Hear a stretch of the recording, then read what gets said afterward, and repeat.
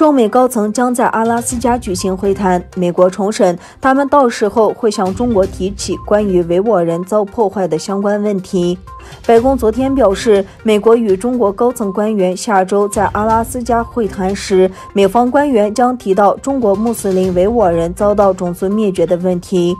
白宫新闻秘书沙奇说，与中方的外交官会晤时将不会有所保留。无论是台湾或让香港民主倒退的作为，或者我们对经济关系的关切。他指出，提到对维吾尔族穆斯林的种族灭绝，将是下周与中方直接讨论的一项主题。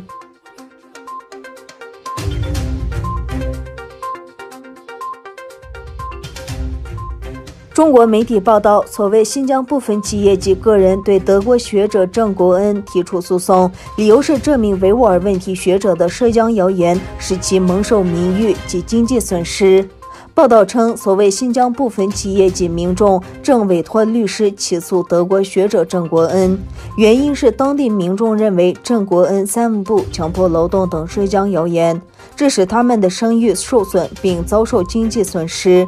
德国学者郑国恩是华盛顿人权组织共产主义受害者纪念基金会的中国研究高级研究员，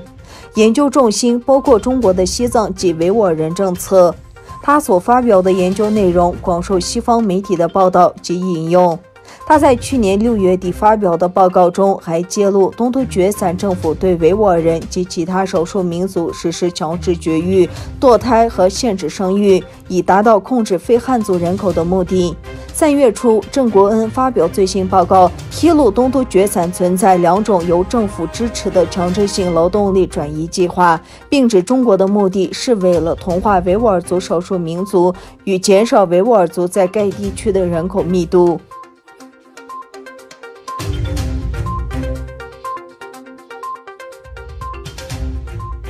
几名外交官表示，欧盟将自1989年天安门事件以来首次将制裁矛头对准中国，以侵犯维吾尔人权为由，将4个人和1家实体列入黑名单。欧盟高级官员周四同意把新的人权制裁机制的矛头指向中国官员。围绕这一问题，欧盟本周进行了谈判，再次暴露了欧盟对华政策上存在的内部分歧。这次制裁包括旅行禁令和资产冻结。理由是中国政府在东突厥散的所作所为被美国和一些欧洲国家认为是对维吾尔族穆斯林的种族灭绝。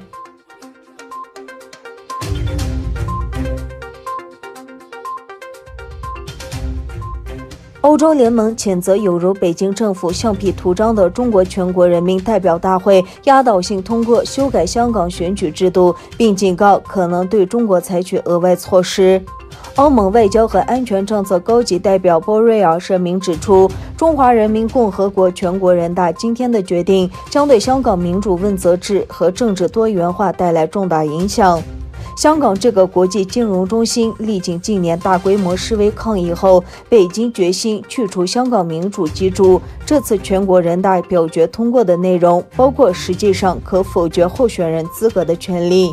声明还提到，基本自由、民主原则和政治多元化是香港特性和繁荣的核心。欧盟很遗憾，这些价值现在都承受着当局所施加越来越大的压力。欧盟吁请中国和香港当局恢复对香港民主进程的信心，并停止破坏宣扬民主价值的人士。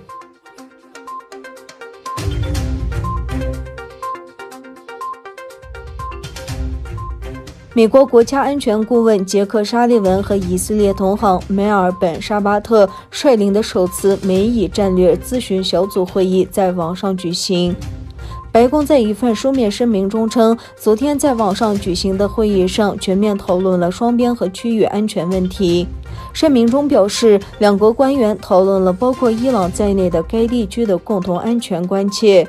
双方均表现出对该地区出现的挑战的共同决心。声明认为，这是这类战略磋商会议的继续，美国和以色列之间将以同样的方式维持全面的安全合作。